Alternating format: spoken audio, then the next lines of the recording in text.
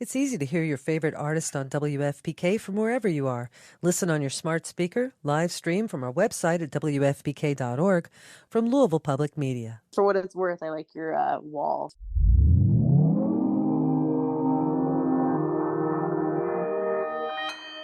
Consequence Podcast Network.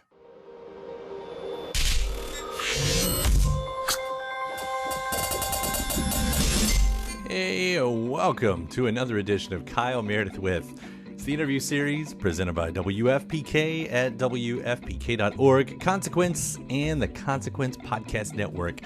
Thanks as always for making your way here, for checking out the episodes. Please do hit the subscribe button. I put out 3 new interviews every single week. It's a lot of work. It's a great way to keep up with your favorite artists and discover some new ones as well. You can subscribe, anywhere. Spotify, Apple Podcasts, NPR, WFPK.org, YouTube for the video versions, anywhere you get your podcast from. You can subscribe to Kyle Meredith With. Some of the recent guests I've had on here include Matthias Schweikhofer and Tom Harper from the movie Heart of Stone with Gal Gadot. We had Bethany Cosentino, Victony, Emily Kinney on here. We had the cast of Minx that also includes actress Elizabeth Perkins, Ellie Kemper from the Unbreakable Kimmy Schmidt in The Office. She stopped by to talk about her new movie. Dylan Arnold, he's in Oppenheimer, dropped by to talk about that. Keanu Reeves was here with his band Dogstar. We have Bruno Major, Janelle Monáe, Greta Van Fleet, Lucinda Williams, 311. Those are just a few of the guests we've had on recently here on the Kyle Meredith With podcast. And that's me, Kyle Meredith. Today, my guest is Madison Beer. She's got a brand new record called Silence Between Songs that we're going to be talking about. She'll discuss her growth through therapy and self-care, especially since the last album. We'll talk about her attraction to the music of the 60s and which song on the new collection was inspired by the Beatles yesterday. Madison's also going to tell us how she developed the LP and making sure it stands as an album in the classic sense, writing about her brother Ryder, and how the album title applies to her life. It's all that and more. We're talking Silence Between Songs. It's Kyle Meredith with Madison Beer. How are you? Silence Between Songs. It's, I know there's so many emotions rolling out through this, and it's such a beautiful record on top of that. I mean, what a mood you have created. So just the beginning with the congratulations. Oh, thank you so much. I'm definitely really proud of it, and I appreciate you saying that. When I listen to it, and then I listen back on your previous work, and even of course the stuff that you've been talking about, it almost does feel like you. I don't know if it's so much that it feels like you wanted to be someone else on this record than the previous one, or maybe it's just more of yourself. But if that's the case, what was the journey, and maybe more importantly, why? Yeah, I think that that's definitely really accurate in the sense of from life support to now or whatever it is. Like I feel like I've the last, what has it been, 3 years now that came out. I feel like I've grown so much. Obviously I'm only 24, so these are the years that you're growing every day a lot. But I think that for me, I've spent so much of the past couple of years like really in a lot of therapy and really just doing a lot of like introspection and like work on myself internally. And I think that that's sort of why this album feels so much more honest and raw, and the things that I talk about, and the topics and whatever it is, and even just musically and sonically, I feel like there's so many different ways that I've always wanted to go down, and this is kind of what I wanted as my sophomore album, was sort of the things that really like made me get into music in the first place. So yeah, it's been a long journey since my debut album, and I feel really proud of my ability to be candid now. And I'm excited for people to hear this side of me. When you go to so much of a soul searching journey like that, and then you turn around and say, okay, now I'm going to put it into art, whether that's the album, whether that's the memoir with the half of it that came out earlier this year, when you're talking about wanting to be a lot more raw and telling the story that you want to tell, does it still come through a bit of I don't know. I guess what I'm asking, is there still sort of a filter you put there, because it's still a catchy song at the end of it, right? I mean, there's still a work of art that has to be kind of applied to it as well. Yeah, I mean, definitely there's a balance for sure. But what does that mean? What does that mean to talk about something like this, but still put it through the filter of a song. Yeah, I think the whole overall album, I just really thought that was like in theme with, like I got the courage to release a book this year. Like I've been, I just think that I've been trying to open up about certain things that I've gone through a lot more, because I feel that, as someone that, sure, I've been in the industry since I was super young. I've also been a fan of so many people since I was super young, and I've grown up loving so many artists. And there have been times for me where I've felt very alone in some of my struggles and my guilt and my issues. And I don't know that I can like cite too many people that I guess spoke about some of those things that maybe I would have felt less alone if they did. So I don't know. A lot of this is stuff that I feel is important to talk about. I mean, like to speak specifically, the first thing I can think of is the song about my brother.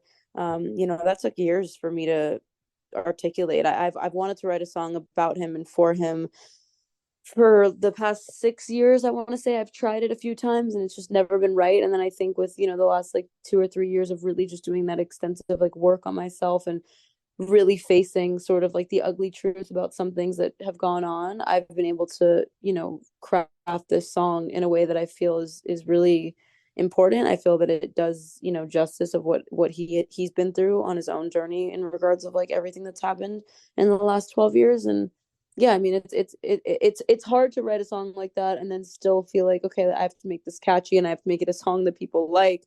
But I think that we honestly, if I can say, did a good job. Like I think that the bones of the song are great with or without the lyrics. I think that the lyrics and it being so honest and real just makes it that much better. And we'll be right back right after this. Welcome back. It's Kyle Meredith with Madison Beer. And it is interesting, you've already mentioned a couple times that even finally getting the chance to sort of use your influences in this. And I know that you've talked extensively about that. I mean, you're mentioning some of the greatest names of all time, by the way, with the Beatles and the Beach Boys, and even newer with Tame Impala. You sample the Turtles, which, is sort of, I never hear anybody talk about the Turtles. And what a great song you showed me is. Yeah. What is it about that era that's so attractive to you? I think that that's a question I ask myself a lot, because it really is the music that I always will go to and choose over anything. And I don't know the answer. I don't know like what exactly it is. I think that there was just something so honest and cool, and I think it was a very experimental time in music. And I mean, of course we always are constantly experimenting and creating new things, but I think specifically just looking back, like the nuance of music was so impressive, and just these artists and what they could do. I mean, like to specific like the Beach Boys and stuff, like having a song like God Only Knows with endless key changes and weird melodies and just doing things that are just no one has literally ever done before in a pop music marketplace. It's just really sick, and I think that it just touches me in a deep way. I think also even just like lyrically the music was not what it is today. Like, men were still writing love songs for women, and I think there was just like a different essence about the whole thing, and I loved it since I could remember. And yeah, I think as I've gotten older and I've been able to really appreciate the musicality of it, it's been that much more impressive of just being like, how does one write a song like this? I don't know. And to me, it's the best music in all of time. I'm amazed anytime an artist can look at a song like, as you mentioned, like God Only Knows, which, was written 60 years ago or something like that, around 60 years ago at this point, knowing that was the bar that's set for all of the music that was to come, not just that song, but of the music of that era, whether we're talking about, that or mostly anything the Beatles did or Bob Dylan or anything like that. Like, and now and now anybody that wants to write a song to some degree, has to ask themselves, can it live up to that? That's where I would get tripped up. The answer is no, and I think that that's like it's to me what's so cool about it is like I don't think that there will ever be anything like it. I don't think there will ever be anything that is, remotely the same. Even like, Here, There, and Everywhere, like that Beatles song, I think like is another one where I listen to it and I'm like, there's nothing else like this. There's no other Beatles song like it. I don't think that they could do something like the same, or like I just think that it's really cool that even something that you said like is 60 years old or however many years old, still to this day I don't think can be beat out, because I just don't think there's anything like it. And that's what I think is so cool about music, is everything is so individual and each song has its own life and path, and it's just so inspiring to me. And like I think maybe that's part of the reason why I'm so into it, because I'm like, they're still top of the list 60 years later. There's nothing that's ever come close. I guess in some way that does take the pressure off, honestly. It's like, cool. That's the great. Well, yeah, I was watching I don't know if you've seen The Bear. Everybody's watching The Bear recently, but there's a scene in there where there's a cook and he's like, I thought I was the best and I had all this pressure on my shoulders until one day I realized that someone else was better, and that made me feel so much better. Yeah, I mean, like I can't, like, as much as I reference, the Beatles and the Beach Boys and stuff, and I have these like idols like Queen and whatever that I love, I don't think I'm ever going to be able to top anything they've done, let alone like come close to anything they've done. It's just like a source of inspiration for me. And I think like whatever that like guttural artistic instinct that I have when I listen to those music, that like does something within me, that I want to make someone else feel, any semblance of that. So I think that that's really like what I, pull from. But I'm definitely not in the space to think I'm competing with those guys in any way. I don't know. And don't sell yourself short. I mean, I know what we're saying in this, but again, what you have done is this beautiful record. And the way it's going to connect with someone is the same way that, any of these songs we're referencing has connected with you. I mean, there are going to be those people out there that feel this way. And the fact that you've taken all of this inspiration and distilled it into this complete mood, because it does. I mean, there are variations and lots of different sounds, and I can see the directions you're kind of pulling, or weaving around throughout the album. But it also works as an album, like that mood of an era.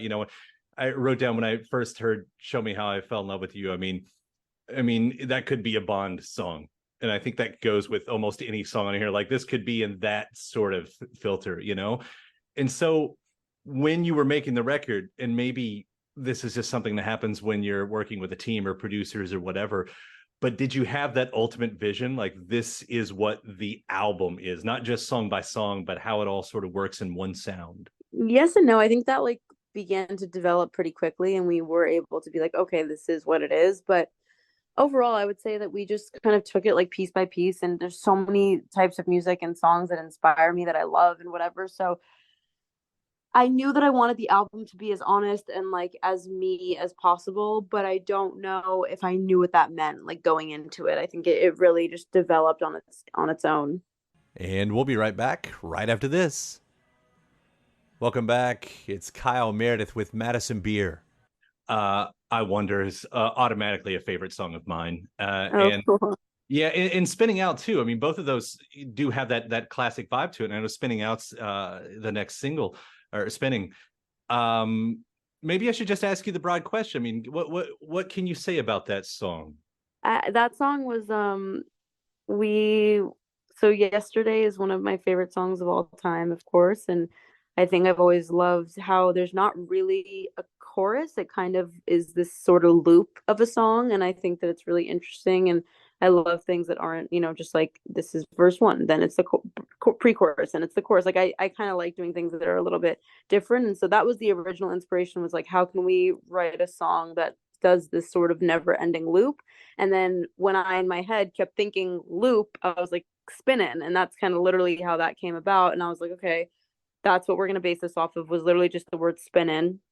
And then, of course, my like Alice in Wonderland brain was like, okay, the world stopped spinning. What does that mean? And then we just sort of like went down the rabbit hole, literally, and we just started to write about it. And what would it feel like if the world stopped spinning? What would it visually look like? And we just wrote the song, and then it quickly became sort of this cinematic song that I just love so much. I think it's so special and interesting. And I think we definitely accomplished that, like, loop kind of thing. And yeah, it's just a really cool song, and I'm excited for people to hear it, because I don't think it's, remotely similar to anything I've ever done. It's also one of those great, like, if you find the right word like that, like the song can just fall into place.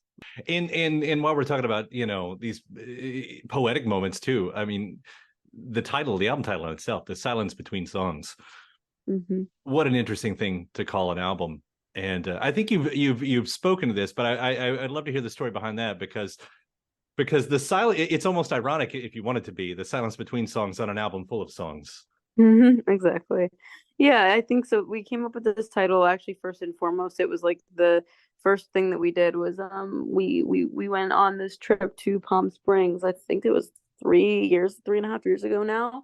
Um and we wrote a song called Silence Between Songs, and I just my inspiration for that song was really like, missing someone in between the silence between songs. And at this time we didn't know that was what the album was going to be called necessarily. I thought about it, but I didn't know for sure. And then like I said earlier, over the past few years where I've really taken so much time to get to know myself better and become more like sound with who I am and what's, transpired in my life, I feel that those times that I've grown the most have actually been in between, the times where it's been noisy or busy and loud and whatever. And I'm someone who kind of likes distraction. I mean, I sleep with the TV on, like I'm always kind of keeping myself busy. I don't like to sit and think with my own thoughts because it can be quite scary. But I feel like after the past few years, I've been able to be like, that's the times where you've grown the most. And those are the times where you've actually flourished in so many ways. So that's kind of why the title is what it is. And I think I could just go down the track list. I mean, I know Home to Another One's been a great song that people have been liking. I listen to that song and I think, that doesn't really feel like a good situation for any party that was involved. And, as you talk about how you're writing and some of these moments are for yourself and about yourself. And obviously some of these seem like you're telling the story of relationships, whether they are relationships you have with, loved ones or people that you've been in a relationship with. Do you find that you have a lyrical focus? Do you find that there's, situations that you tend to write about that feels more in your comfort zone? Yeah, I mean, yes and no. I try not to like box myself in any way, and like I try to let myself just creatively freely write and not be like, oh, I shouldn't talk about this and whatever, because I think if I did that, I wouldn't have like any of the songs in the album that I do. But there's definitely a line that I like to draw in the sand of just like I don't like to be too detailed about like sure, when I write a song about my brother, obviously I can be really detailed because the song is literally called Ryder and there's no like hiding who it's about. But if there's someone that like it's about a previous relationship or someone that I'm not in contact with anymore, like I try to be a little as elusive as possible and not like be too specific with the situation. It's probably very kind of you. I try. You'll inevitably what end up with like Carly Simon, 40 years later, people are still trying to ask her what You're So Vain is about. And Yeah, and she's exactly. very smart to not tell them, by the way. That's Seems fun. it's a beautiful record, and I've enjoyed listening to it so much. Madison, congratulations on this, and thank you so much for taking the time to talk about it. Thank you. I appreciate the kind words, and I just saying that you love I Wonder the Most. I know exactly what kind of person you are, and I definitely love it. So thank you for that. Absolutely. Have a good one. And my thanks to Madison Beer. The new album is called Silence Between Songs.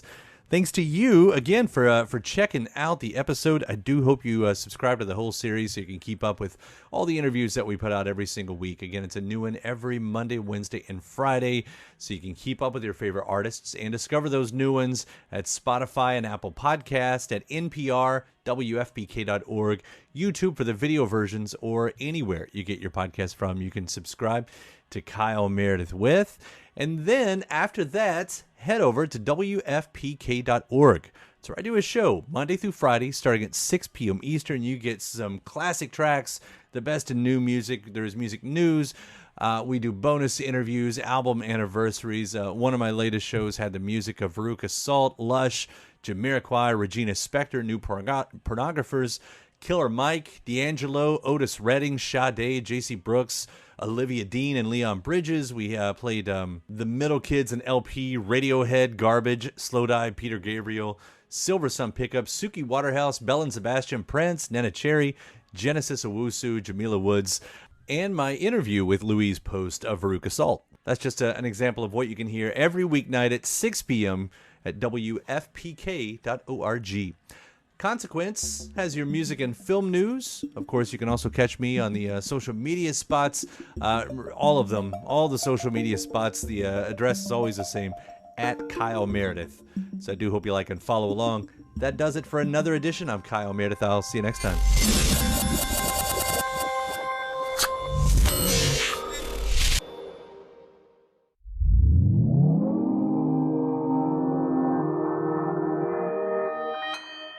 Consequence Podcast Network. Sorry, I've had like a very hectic morning. You don't want to see me right now. It's easy to hear your favorite artist on WFPK from wherever you are. Listen on your smart speaker, live stream from our website at WFPK.org, from Louisville Public Media.